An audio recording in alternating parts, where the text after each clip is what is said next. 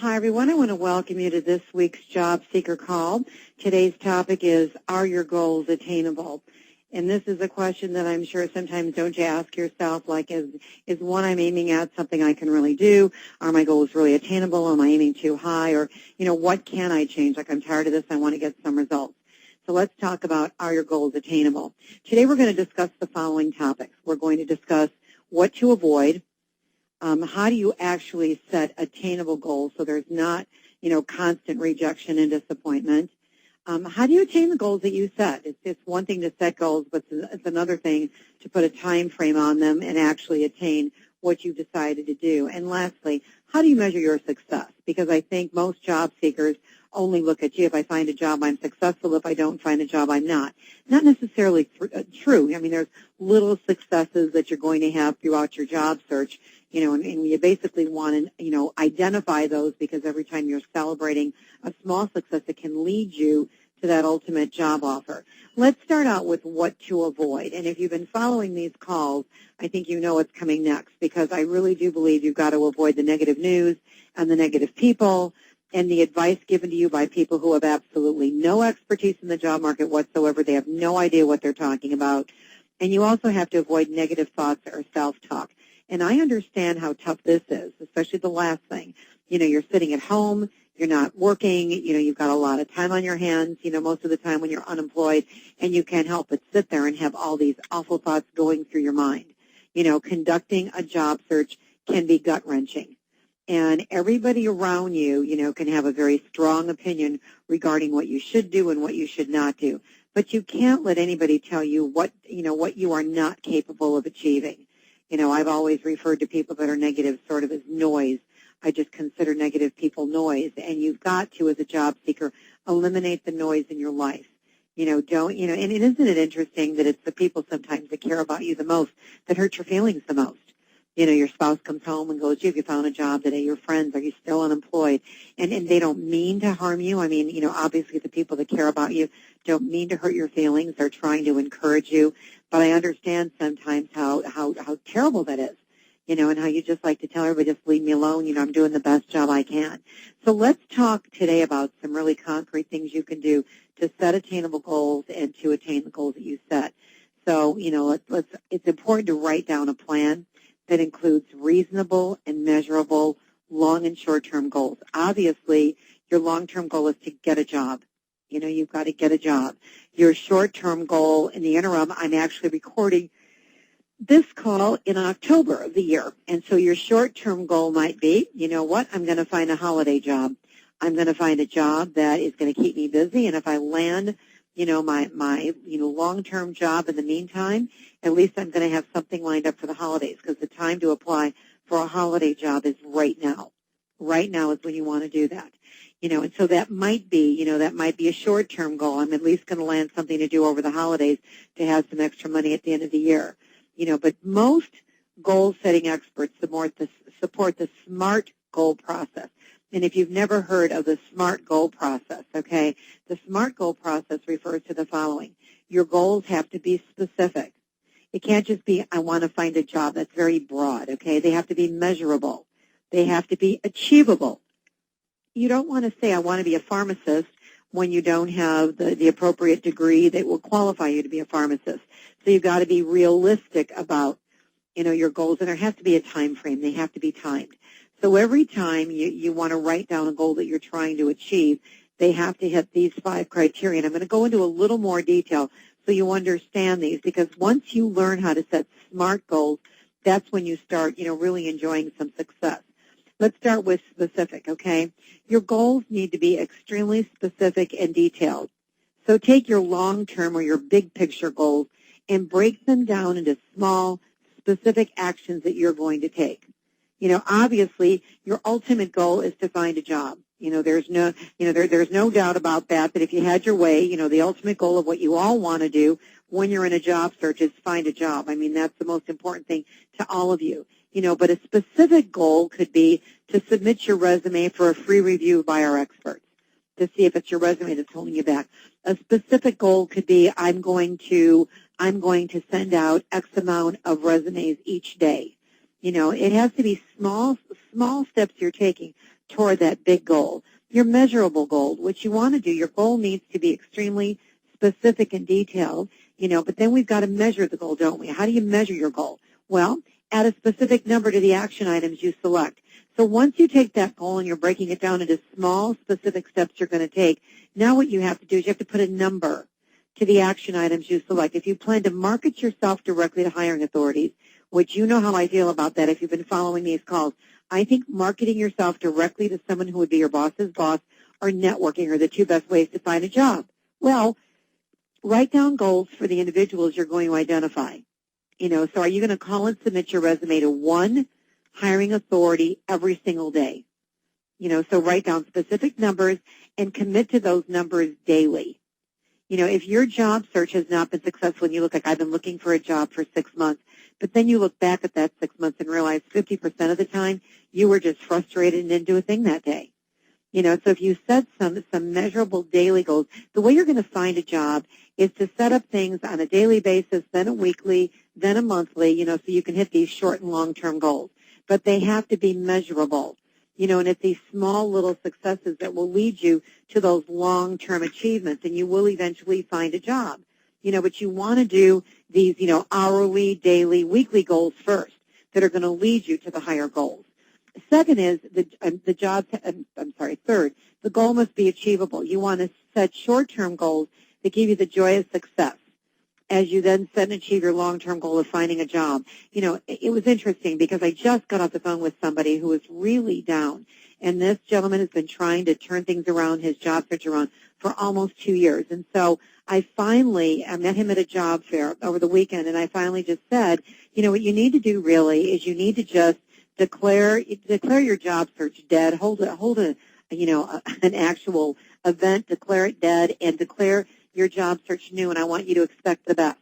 And let's talk about the best thing that can happen on Monday. What can you do on Monday that's going to make your job search get back on track? And then what can you do on Tuesday? And what can you do on Wednesday? Well, he started doing that 2 days ago. He started declaring his job search new, a fresh new approach. He was going to set, in fact, he had to set his short-term goals, and this is what I'm going to do the next hour. And he basically outlined the hours of the day and said what he was going to do in the specific hours of the day because he needed to break it down that much because he was so frustrated and things were going so negatively for him, okay? So he set these short-term goals, and what's really funny is within 2 to 3 days, he had a whole new attitude, and by him going out there and expecting the best, some good things started to happen.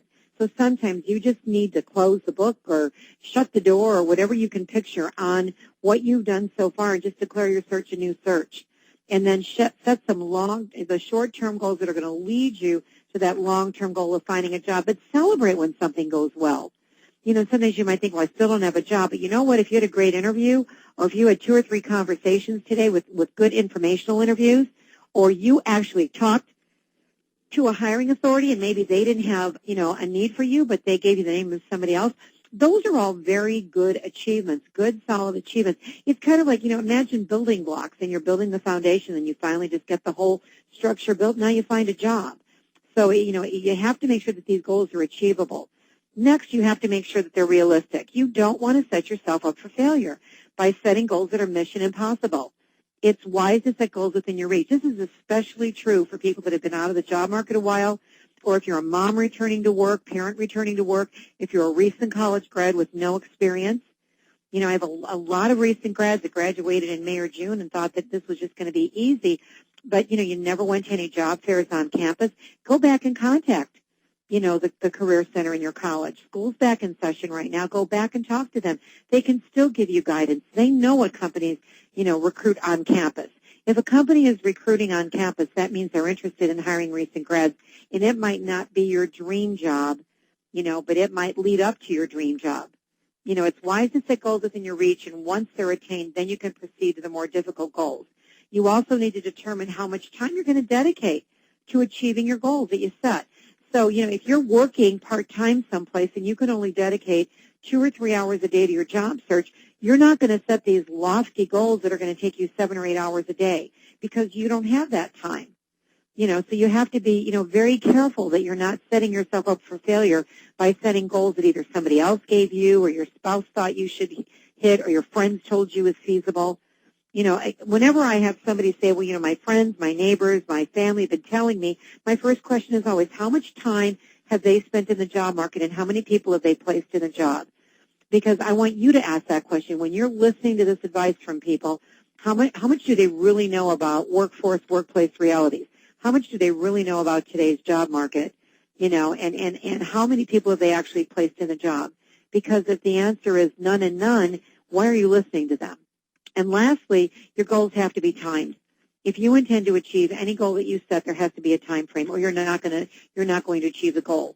Setting specific dates and time frames actually makes you accountable for your actions, and what it does, it forces you to move forward. For instance, if you want to get a holiday job, if you want to get a job, I'm recording this call in October, and you're thinking, I'm going to just get a holiday job, are the big box stores going to hire? From what I've heard, yes. They're going to hire a little bit less this year than they did last year, but they're still going to hire. Are retail stores going to hire? Yes. Florists, yes. Restaurants, yes. Grocery stores, yes. Anybody that's affected by the holiday crunch is going to hire some holiday help. But you don't start going out there, right before Thanksgiving and apply for a job. You apply now, and what you should do is think of all the stores that you currently go to.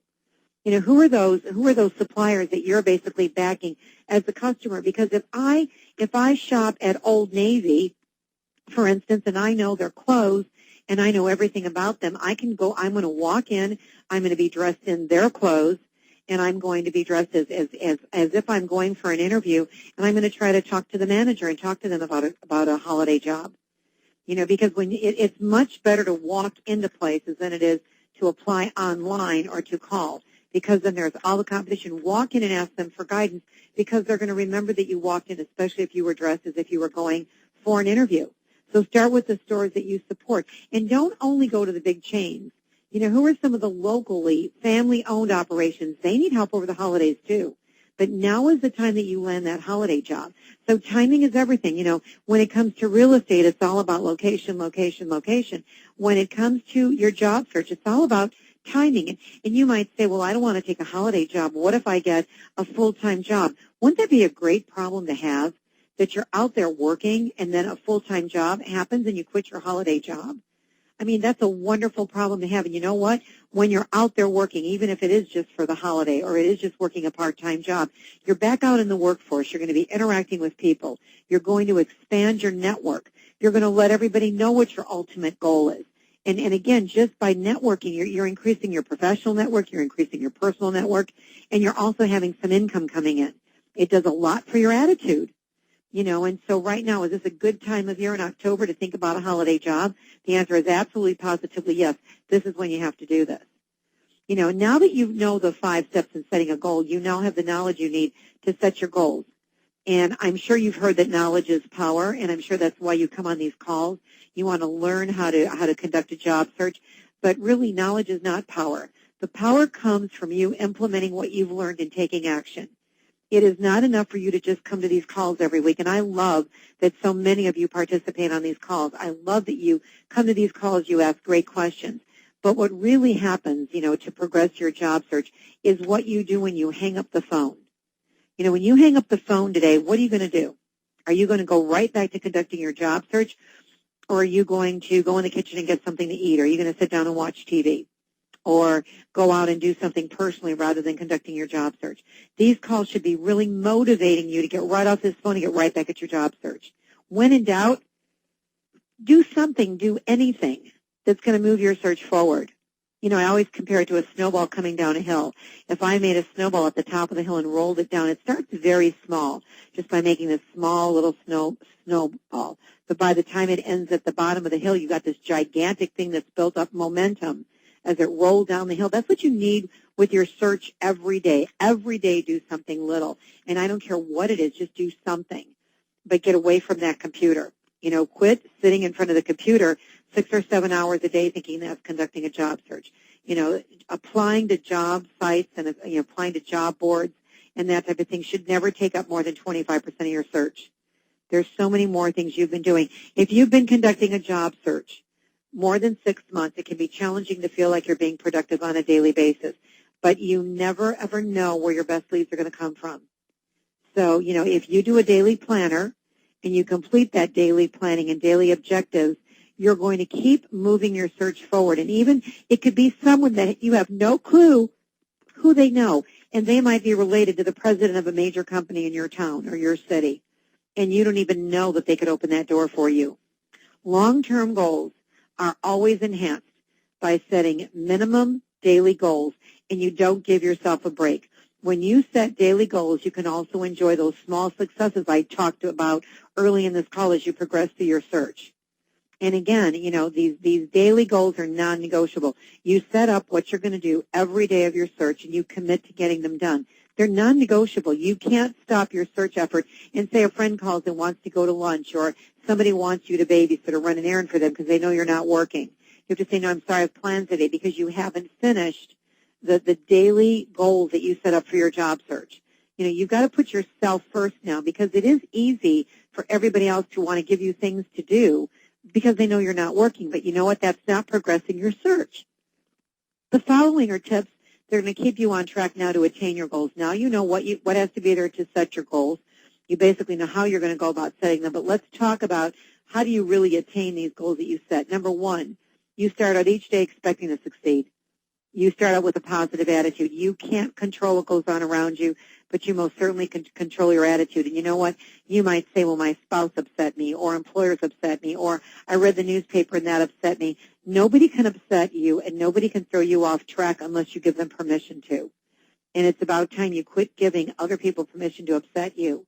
You've got to start out each day expecting to succeed, expecting for something wonderful to happen in your job search. You want to grow your network daily. This is your professional network, your personal network, and then, of course, your social media, your social network presence. You want to grow it daily, and make sure you're going on your social media sites and making sure that there's nothing inappropriate if an employer were to go on your site, because they do that. Sometimes they do it before they even call you when they get your resume. Sometimes they do it before they're going to give you a job offer, but almost always employers are going on all of your social media sites, because there's information there that's illegal for them to ask you during an interview, but they can find out a whole lot about you by going to your social media sites, can't they? And you've got to clean them up.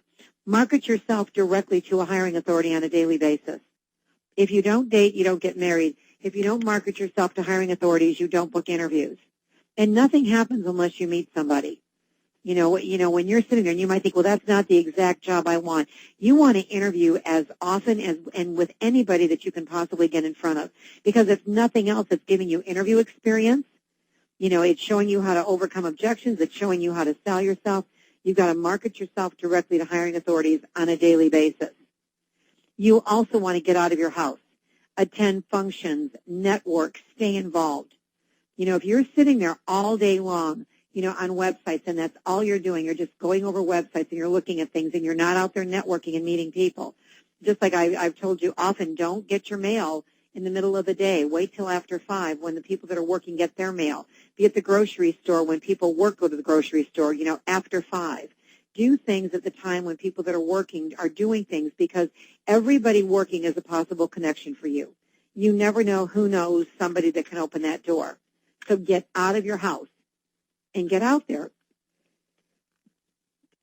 Lastly, make changes throughout your entire job search. If your job search is not working, say that you've been unemployed for 6 months or a year and your job search is not working, then what I suggest you do is you go into our career portal and you click on, all the different functions, the planning session, which is the first phase of a job search, and you go through that 16-step process that we've developed for you, which is, the planning, the search and connect, and the interview. There's 16 steps.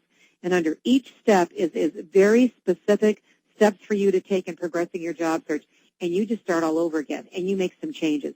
Because obviously the way that you're conducting your job search is not working. And again, I want you to go back, now that you know what has to be there, to be a realistic goal, go back and look at some of the goals you've set. Maybe you're aiming too high. Maybe you're aiming too low. Maybe there's not enough daily activity. Maybe you're not putting those daily goals, those little goals in place every day. Think about losing weight. I think it's a good example. If somebody wants to lose 100 pounds, they can write down, I want to lose 100 pounds and I'd like to do it by tomorrow. It's not going to happen, is it? It's a small progressive changes in the way that they do things that are going to end up, and maybe they can attain that goal after several months. But it's the same thing in your job search.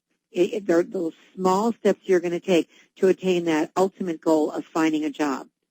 And how do you measure success? Okay, when you're involved in a job search, you're in sales, and sales is a numbers profession. And so it's critically important that you track your individual numbers. Because if you're not measuring something, then obviously that's not important. Now, let me tell you the numbers that you want to track. Okay, and obviously this call is going to be posted in our career portal. It takes us about 3 days to get the calls posted. So if you want to start tracking, knowing what you're going to track, I want to give you a minute now. Go get a pen and a piece of paper, and I want you to write these down because I would like you to start tracking these things tomorrow morning, not wait until the handout and the call is posted in our career portal. And so the numbers you want to track, first of all, are the resumes that you've submitted to job boards before you get a call back. Because this is going to show you how, this is the worst way to find a job. You might think, well, people tell me it's the best way. Well, if you submitted 300 resumes and you don't have any callbacks, is that really how you want to conduct your search? So do this study for yourself. How many resumes have you submitted to job board postings? And what's interesting, a lot of you are complaining about the process. Like you go into our career portal and you register the kind of job you want, and then, you get a match from one of the job boards, and then the job board leads you to the company's website. And it takes you an hour to fill out, to get a job at Burger King, okay? And you don't like that it takes you an hour. That's not our process. That's the process of each individual employer. And the reason they make the process so cumbersome is they're trying to screen out the people that are not really interested in working for them. Because there's a lot of people that don't finish the application form, or they do it haphazardly, they skip questions, and so when you're on those job boards, you could spend all day, every day, filling out applications on all these different job boards. But again, how many calls are you getting? How many callbacks do you get? Are you really, is it really, ending up, getting you interviews? The second thing is how many resumes are you submitting to website postings? How many, where you go on to a certain company's website, you see a job posting, and you submit your resume. So number 2, I want you to track how many resumes do you submit to website postings before you get a call back. Number 3, how many resumes do you submit directly to hiring authorities before you get a call back? The next thing, how many callbacks do you get, before you actually schedule an interview? So maybe a job board has called you back, but did it result in an interview? Maybe a company called you back after you posted your resume on their website. Did you schedule an interview? When you submitted paperwork directly to a hiring authority, when they called you, did they actually book you in for an interview, or did they conduct a phone interview with you? How many job leads are provided by your network? And this is your personal network, this is your professional network, and this is your social media presence, your social media network. So how many job leads? If you're not getting any job leads from all the people you know, all your family and friends, all your past coworkers, all your past employers, then you have to ask yourself, okay, have you really been reaching out to your network? Have you told them the type of job that you're interested in? Are you keeping in touch with them? Do they even still know you're looking? Because often people just assume that if you've been out of work for 2 or 3 months that you found something. Are you sending them updates? Are you thanking them every single time they've given you, a lead? Because if you don't thank people for leads, they're going to stop giving you leads. So how many job leads have really been provided by your personal, your professional, and your social networking efforts? If you're not getting job leads, then you're one of two things. You're either not building your network enough, you're not working on getting new people in your network every day, or you're not informing your network of the type of referral you want. And when you're networking with people, you always want to find out what you can do for them. And then when you're doing something for them, they're more than willing to do something for you. And sometimes in your job search, another thing I want you to think about, sometimes in a job search, you might have had one target that you were going after, and you really wanted to go back to what you used to do. And then you realize, oh my God, it's been a year, I haven't found a job. I'm going to open my targets much broader. I'm going to look at a lot of different things. And you know what? Your network doesn't even know you did that. So they don't know what referrals to give you because you've not told them that you've expanded your network. They have no clue that you've now changed what you're aiming at. And you know what? The other people you have to inform of this are people you're using as references. You've got to keep your references very informed of the people you're giving their names out to so they know what kind of reference to give you, or they're going to give you the wrong reference. And also, how many interviews have you gone on before receiving a job offer? And on interviews, I count informational interviews, phone interviews, and face-to-face interviews. You know, and some of you have turned down job offers, and then you go back and say, wow, should I have taken it? Sometimes it's in your best interest to take a job offer, even if it's not that dream job, and just get back in the job market, get back working, because, you know, often you feel like you're more marketable when you're working. You know, and it might not be the money you want, but the money you're currently earning is zero, right? Or it's your unemployment check. What's nice about tracking numbers, and these, I'm going to leave this up for just a little bit longer because I want you to write this down. I'm going to go over it one more time because this is important. How many resumes you submit to job boards before a callback? How many resumes submitted to website postings before a callback?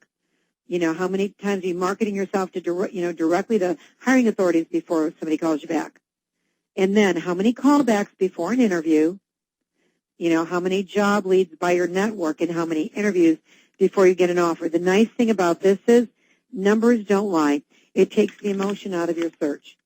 If you know the most effective way to schedule interviews is through your direct marketing efforts, you want to spend most of your time contacting hiring authorities, period. You know, numbers don't lie. If you look and you've submitted 500 resumes to job boards and got no callbacks, and you submitted 20 resumes to hiring authorities and got 3 callbacks, what's more effective?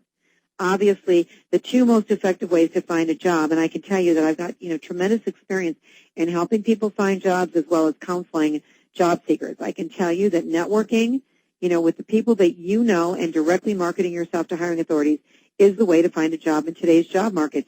And there are hiring budgets that have to be spent before December 31st. So this is a good time of year for you to be looking. Don't listen to people that are telling you the holidays is not a good time to find a job. Set minimum goals. Commit to completing your minimum activities daily, and you're going to attain the goals you set. So you can see the whole tone of today's program was, it's not, don't view yourself as big failure because you haven't found a job when you are attaining these little daily specific goals that you're setting, because eventually you're going to get a job offer. They're going to lead you to that job offer, but you got to take time, again, to celebrate all the little successes, because again, that helps your attitude, it helps your self-confidence, and it really eventually will help you find a job. All right, that's our program today. We've got a half an hour for your questions, and you can ask me questions one of 2 ways. You can either go to the where you see the attendee list and find your name. If you put a PIN number in, when you actually registered for the call, then I can unmute your lines. You see that little hand? Click on that little hand, and I can unmute your phone as long as you're on a landline, not a cell phone. And I'll click on your name, and I can basically answer any questions you have. Or I see that some of you have already typed questions in down below where the question plus sign is. Click on that plus sign, and I can go, and answer any questions that you typed on there. So we've got a number of those. Okay, this is hi. This is from Abby. What is your name? Abby, I don't give out my name only because I'm basically working for the company that referred you to the career portal, and there are several of us that come on here and do these calls. And so if you've got any questions or you want to connect, with any of us, all you do is set that to support at careersupportnetwork.com, and we will answer any questions that you have. Let's see, what do you mean by hiring authorities? Do you mean direct websites or direct face-to-face? And this question is from Kathy. Kathy, what I want you to do is I want you to go out there, and I want you to find a person who would be your boss's boss. Like, think of the job that you're going after, and say that I want to be I'm trying to think of an easy title. Say that I want to be an engineer, and my manager, my direct supervisor might be an engineering manager, but there might be a plant manager, an engineering director that's over, my boss. Figure out who would be 2 levels up. And the reason I say go 2 levels above, go 1 level over who would be your boss, is because sometimes your credentials are stronger than the person that you're going to answer to, and they would be too nervous about bringing you in because maybe you've got a degree and they don't, or you got credentials they don't have. That's why you want to go 2 levels up. And you can find out names using social media. You can find out names because so many company directories, are available online right now, or just calling in and giving the person the title and finding out who it is. And then you basically bulk mail, by snail mail, you send your resume to this person, you handwrite the envelope, you put personal and confidential down, and you let them know you've targeted their company, you're very interested. You would love to know if your credentials are the type that they normally hire. You've targeted them as one of the best places you feel you can, work for. You're confident in your abilities. That's how you get interviews. This is what recruiters do. Recruiters market you directly to hiring authorities, and that's what I'm trying to teach you as a job seeker to do, because you're going to find a job much easier doing it that way. This is in regard to the number we should track, numbers of resumes submitted to hiring authorities. This is in regard to number we should track. Okay. Not sure I understand this question. Number of resumes submitted to hiring authorities. What you want to do is, all I want you to do is I want you to track the number of resumes that basically you're going through to, you're basically submitting your resume to find out what kind of results you're getting. So hiring authorities could be through a website, through job boards, through people that you're referred to. If anybody that you're submitting a resume, look at where you're submitting resumes and what results are you getting. If you're not getting results from doing certain things, you've got to change it up and do something different. Who are the experts that are providing us advice? If you're I'm not sure which experts you're referring to. If you're asking about on these calls, okay, anybody that is providing any of these calls that we're doing for you, these free weekly calls, we've all been placing people in jobs for years, so most of us have a recruiting background. We have a job consulting background where we do career consulting. And so, anybody that's going to come on these phones and advise you week to week, we're all individuals that have been placing people in jobs for a minimum of 10 to 15 years, and we're out there helping job seekers find jobs. We're also out there addressing job seekers. And what we're trying to do is we're trying to give you the tips that we know recruiters use. Because when you buy all the books on the market and that, they're not teaching you what recruiters know. And so most of us have worked as recruiters. We know what it takes to find a job, and we're trying to teach you what we do because, then we know that you're going to find a job, and we want you to do things that other job seekers are not doing. Any suggestions to clean up information? I don't want to belong to a specific association and remove myself from it, yet it's still coming up if I Google my name. What you have to do is you have to contact the association, and get your name off, because you're right. If you affiliated yourself with a political group or, a radical group, and then when you Google your name, this radical group pops up, the only way to get your name off of that is that association somewhere has the listing, on the Internet, and your name is going to pop up. So, and sometimes you really have to hire an individual that knows how to really go in and dig and find out where these links are coming from and why it's still popping up under your name. And sometimes things pop up under your name, and it's not even you. If you've got any kind of common name, sometimes you get things that pop up. That's happened to me where I go in and Google my own name, and I'm like, what is this? This isn't me. And so now I started using my middle initial on most things to make sure that, whatever is being posted under my name is me and not somebody else. So, you really want to go back to, the association you belong to, and then see if you can figure out why that is still there. I had a second interview and emailed HR person about the results but did not get a reply. Should I try to call them personally? This is from Robert. Robert, when you call HR and you're asking for feedback or results, they're never going to call you back. And the reason they don't call you back is because you haven't given them what's in it for them. Maybe the hiring authority did not give them feedback yet. Maybe they screened you out and they don't want to let you know. Maybe they're checking your references, so timing isn't right.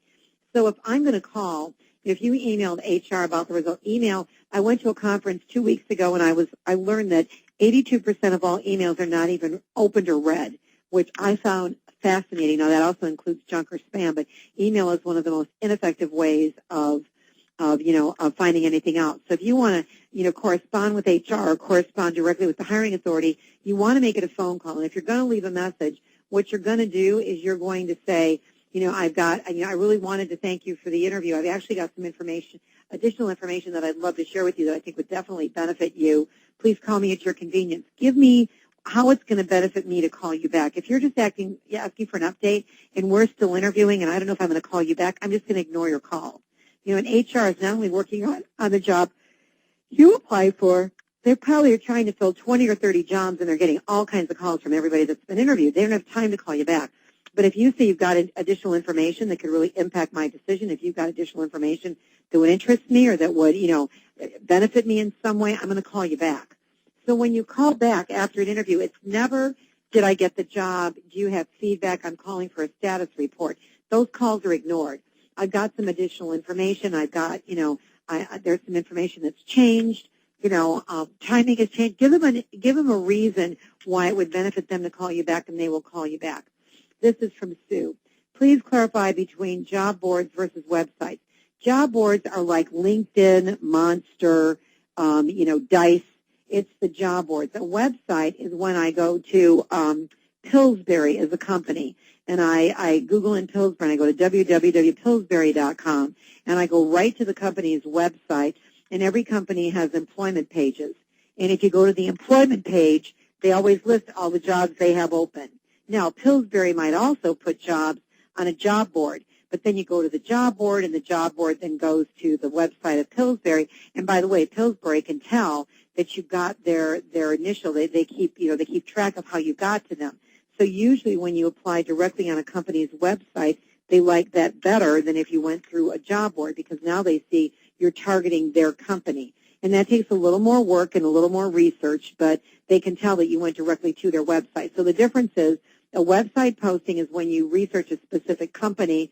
A job board posting is like Monster, Career Builder, Dice. It's all the big job boards that companies do post jobs out there. But, and we've got an aggregate job board in our career portal. That if you give us the criteria of what you're looking for, and you register in our career portal, then we've got 1,100 job boards that if anything matches what you put in, you're going to get an email from us saying you've got a match. But then it's going to lead you to their site. It's going to take an hour to fill every one of these out, and the results are never that great. Now, I'm not telling you not to do it, because some people find their jobs by using job boards. That should not be more than 25% of your job search. This is from Lois. Thank you for sharing your special expertise. Well, you're welcome, Lois. And again, what we're trying to do is teach you insider secrets.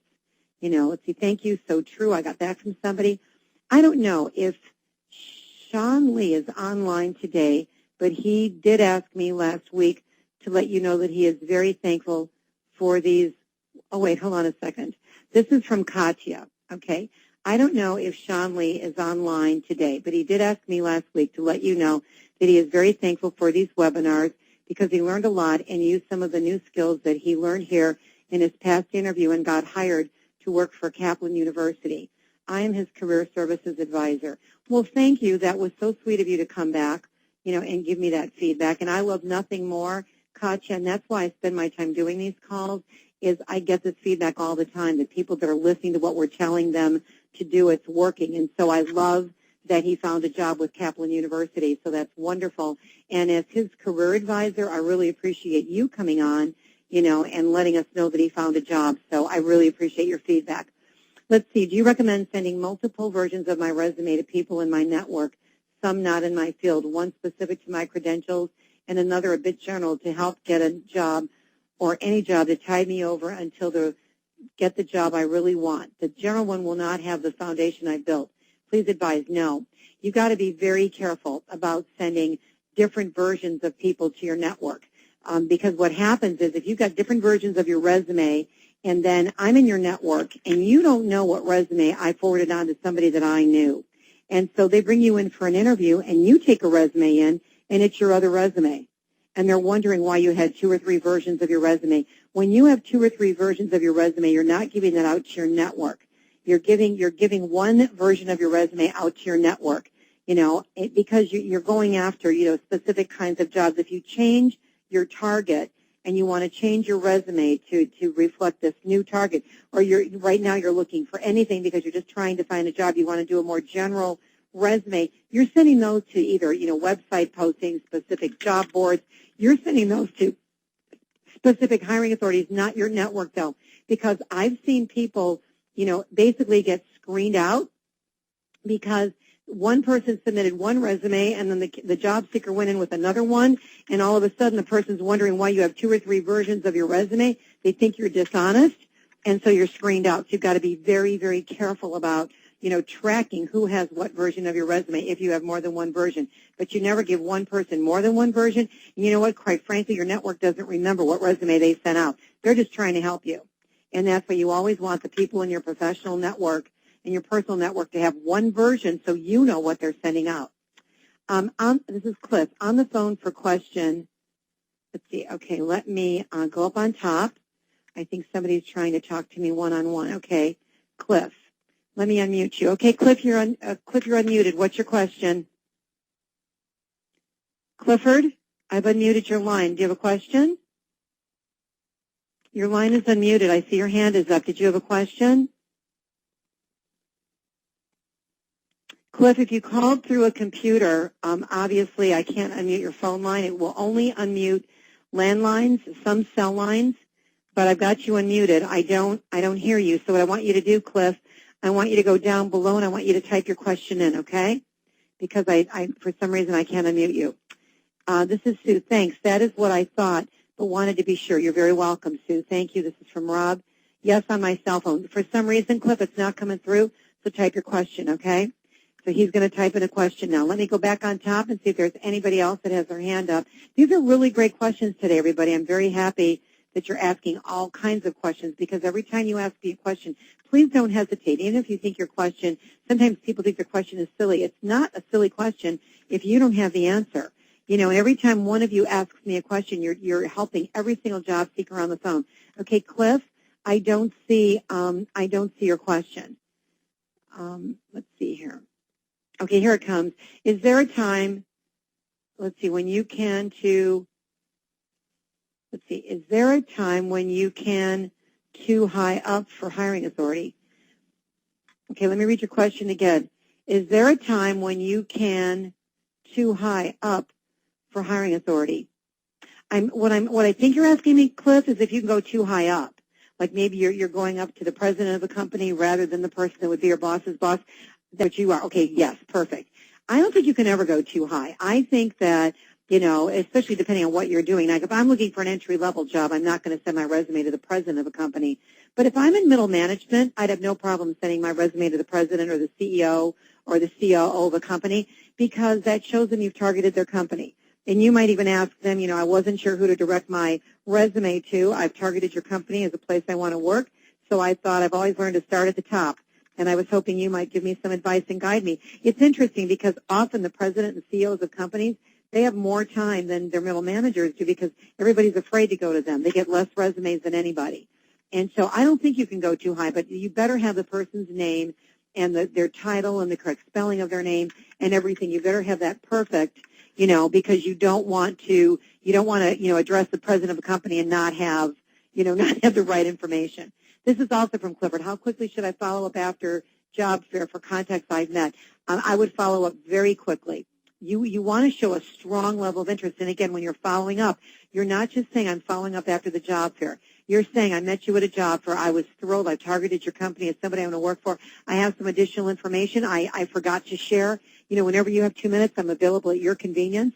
Let them know you've got additional information you want to share with them. And that could be your references. That could be something else that's come up. You know, but definitely offer them something, and then they're going to call you back. Because so many people want to wait a week, or they want to wait sometimes. People react to people's enthusiasm. And I've been at job fairs, and if people, do not contact, then I'm wondering, were they really interested? Don't sit back and think that it's too early to call. I'd rather call too often and, too early than too little and too late. They've already, hired somebody else. I'm going to err on the side of being aggressive. And really show my confidence and show my interest. I'm gonna do that because I know that affects people. Let's see here. Can you go on an interview for me? I have a feeling you can answer any question and get any job you go on. Okay, I love that. You can get good at interviewing too, and you're right. I've interviewed for over 20 years. I teach people how to interview. I mean, that's why I'm doing these calls for all of you.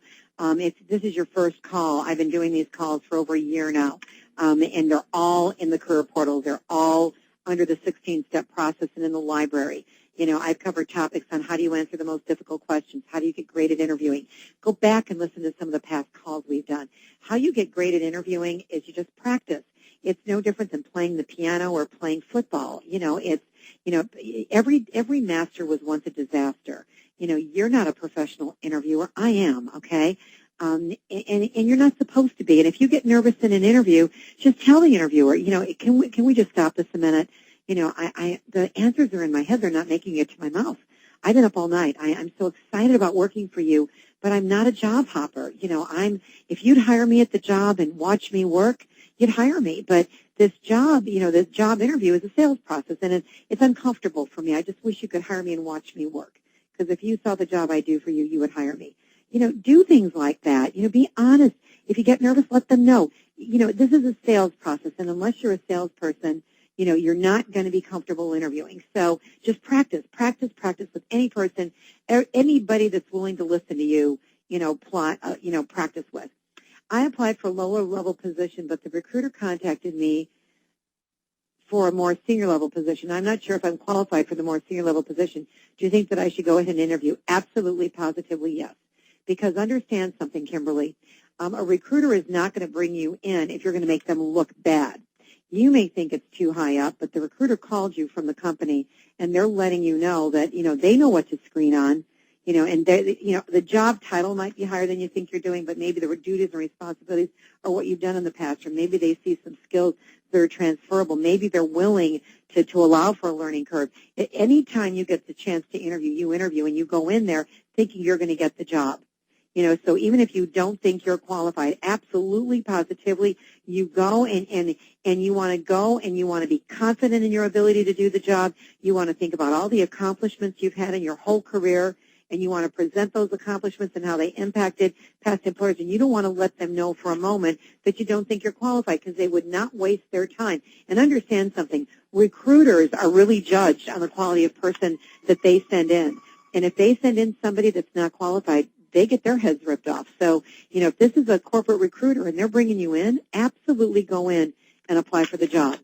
This is from Murda. How do you handle the popular, you are overqualified for the position?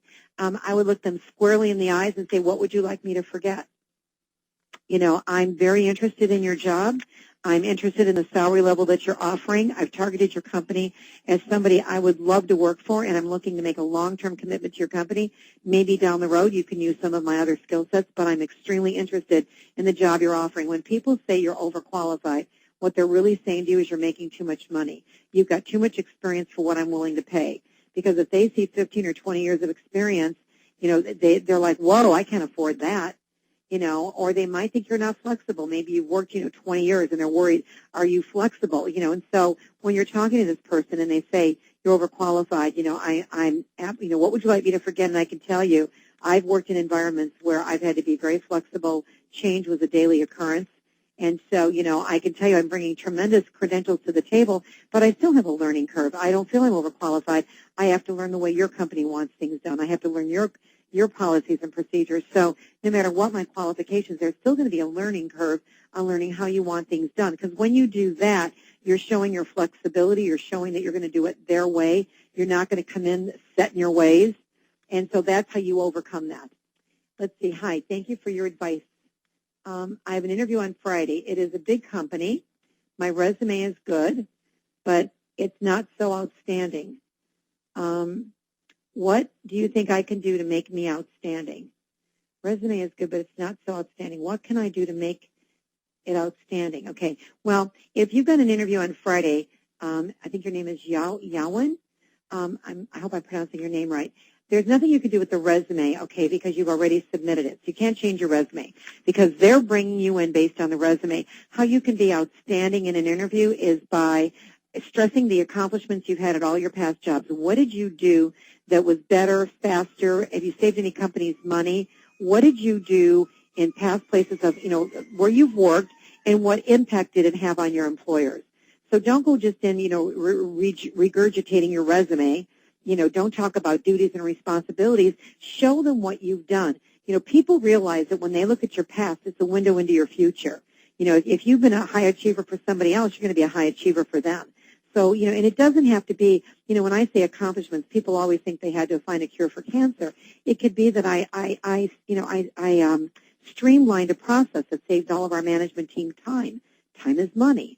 That you took on the job of 2 or 3 people, that you've always been told you're a great team player, that you don't miss work, you're very dependable. Whatever you've done that was outstanding, let them know. And that's how you're going to be outstanding in an interview, and also ask the best questions. when you're asking questions in an interview, they can't be self-serving, because questions should not be, can you tell me about your benefits? Can you tell me about the days off? Can you tell me about chances for advancement? It's got to be, can you tell me what's most important to you and the person you hire? Can you tell me, out of all the people you've interviewed so far, how do I stand up against them? Do I have the skills and experience that you're looking for? And so you want to ask the best questions. When you're asking questions, the goal is you want to find out what's most important to this person that you're in front of. So the goal in asking questions is, what's the most important thing for this hiring authority? So, what's most important to you? What traits do you look for? Do I have the experience and skills you're looking for? And then they're going to answer you. They don't expect that question. But if you say, I'm confident in doing this job, I'm very interested in working for you. So before you ask this question, you say, I'm confident I can do this job. I'm very excited about the possibility of working for you. But you know what's more important? What do you think? Do I have the skills and experience that you're looking for? And then you don't say another word and you listen for their answer. And if they use the word but, if they say, well, you've got this and that and this but, if they use the word but, whatever follows the word but is why you're going to be screened out. And so you've got to overcome whatever they say after the word but if you want to get the job. So, that's a great question to ask because it's a closing question, and it lets you know where you rank. And also, at your interview, you want to set up the follow-up. When you're at an interview, when would be an appropriate time for me to call you back? What is the target date for you to fill this position? Would you like my references? I did a seminar that I want you all to go into our career portal and listen to it, and it's what should you take to an interview. I don't want you just taking a resume to an interview. I want you taking a folder with several things in it that's going to give you a competitive edge. I want the way you end the interview, asking them the target date to fill. When would be the appropriate time to call them back? And then do a very, very strong follow-up after. You want to differentiate yourself from the minute they meet you, right through your follow-up process, because that's how you get hired. I'm getting a bunch of thank yous. You're very welcome. This is from Avi. Thank you for giving this webinar. Sincerely, Avi, you're welcome. I'm so glad you're liking it.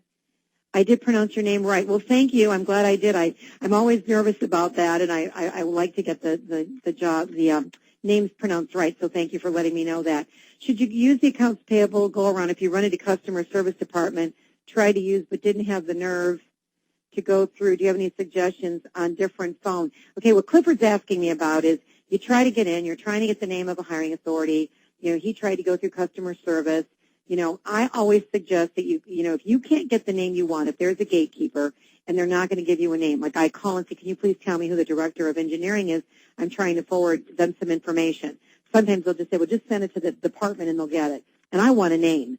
So the first thing you do is realize the gatekeeper goes to lunch and try at 12 o'clock. If that person's still there, try at 1 o'clock. They're either going to go from 12 to 1 or 1 to 2. So when they're gone, call their replacement and you're going to get the information you want. Another way to get the information of the person that can help you is by going to accounts payable. Everybody will send you to accounts payable because they think their company owes you money. They never ask you why you're calling. When you say, may I have accounts payable, they never say, why are you calling? Because they don't want to have you say, well, you owe me money. They transfer your call immediately. Accounts payable is usually in the accounting department. People in accounting are very detail-oriented. You go, wow, I'm sorry, what department is this? Accounts payable? I was actually trying to get through to the director of engineering, and I didn't even get a name. Can you give me the person's name and direct extension so if I get transferred wrong again, at least I know how to call back in? And they're very detail-oriented people, and they'll usually give you several names. They'll give you direct extensions, and they'll probably transfer your call. So, it's really good you use accounts payable as a great way to get names if you don't have a cooperative gatekeeper. This is from Kimberly. Always great advice and great info. Thank you very much. You're welcome. I'm glad you're on the line. And when I see people like you, Kimberly, you've been on the last few weeks, what that tells me about you is that, you're really interested in progressing your search. And, I appreciate the fact that you ask questions, you come on the phone, I see your name up there, and I will keep helping you until you find a job. I promise you that. We've got a couple more minutes here. If anybody has any other questions, let me go up on top and see if there's any hands being raised. I'm getting a lot of thank yous. And understand something. What my thank you is from all of you is if you find a job. All we care about, the reason we've provided the career portal for you is we want you to find a job. If you're not sure on your resume, then submit it to our resume writers. If you don't know what you want to do, take the free assessment tools we have in the career portal. Okay, I see where Barbara's got her hand up. Barbara, I'm going to unmute you. Barbara, are you there? Yes, I'm here. I just apologize. My computer is having all kind of problems. It's raining where I am. And just now getting in on the tail end of the meeting. That's okay, but what is your question? The tail end is okay. Maybe we save the best question for last. Who knows? I was just basically, I didn't get the whole gist of the meeting. I'm sorry I missed the goals and things like that. But I was utilizing the business card situation, and I just couldn't make it complete itself. It just kept bouncing me around, so I never could get it completed in order to, Okay, what you need to do, Barb, you're talking about the resume cards? Yes. Right. And all of you that are on the line, you can get, free resume cards in the career portal. You just fill out this form. If you're running into problems, all you have to do is email us at support@careersupportnetwork.com. Okay. So again, the email is support@careersupportnetwork.com, and we'll make sure that you get that we walk you through it. Okay. Okay, I appreciate that. All right. I'm glad you got in before the call was over, Barbara. I just have to try for another one. My computer, every time I try to put in a password today, it took me half an hour to get into my password to get into my computer. And I pray that's crazy. All the icons were blinking, so I turned it off, turned it on. It's just, I don't know. But at least you got here, Barbara. Did you have any other questions on your job search at all? Basically, I'm really going full strong with the job search, sending in resumes and I'm trying to read the material, as far as to do a good interview and, just checking back and forth with TriStar to see because I always get the career update. The career advisor that we send every week. Right. Right. The other thing I want you to do, Barbara, the best way to find a job, there's two ways that are the best way for you to find a job right now, and it's networking and directly marketing yourself to hiring authorities. And directly marketing yourself is more effective. It's the most effective way right now because hiring authorities are basically hiring right now, okay? But they're not. But it's interesting, it's when you're directly marketing yourself to somebody that often you get more interviews. So what I want you to do is go into that career portal, and go under, search and connect, and then, find where we're talking about directly marketing yourself and how to do it, and listen to everything we put in there because there's a lot of information on how to directly market yourself, into meeting people. And so you want to directly market yourself to the person who would be your boss's boss, and that's where you're going to get your interviews. Oh, great. Okay. I would definitely do that. All right. Perfect. Thanks for joining us. I'm going to mute your line now and see if there's any other questions down below. I want to make sure I got everybody because I stay on this phone. Just so all of you know, we schedule these calls for an hour, but I will stay on this phone as long as it takes. Let's see here. Okay, this is the information presented here is awesome. Is it possible to get a recording of it so I could listen to it? This is from Norman. I was not able to take notes fast enough. I know, Norman. I try to put a lot in here. And just so you know, these calls are all recorded, and you're going to get a handout and the recording. It usually takes us, I'm recording this on a Wednesday, so it might not be in the career portal till Monday. That's why I just asked you all to write down that one slide I had, that gave you, all the different numbers you want to keep, because I thought, you'd have that now, before we actually, get the recording, and I'm putting up there right now on your screen one more time. These are the numbers that you want to track. But we record all these calls so that all of you know that. All of these calls are recorded, and I've been recording these calls, for a year now. So you've got all these calls in the career portal. You've got to go back in our career portal, log in, and then, go to the library, go to the 16-step process, which is under Plan, Search and Connect, and Interview. And, many of these calls are in there, and that process will help you find a job. You're very welcome. And so, we record all of these because I know I try to only talk for 20, 25 minutes because I want to take your questions, and yet I want to give you enough information because you're all at different areas in your search, and I want to make sure that I'm helping everybody on the line. So, I just wanted you to make sure that you, that you're getting this. Okay. Let's see if there's any other questions up on top, any hands being raised. I don't see any, so I would like to thank all of you for joining us, and I look forward to our call next week. Good luck in your job search, everybody. Thanks so much. Bye-bye.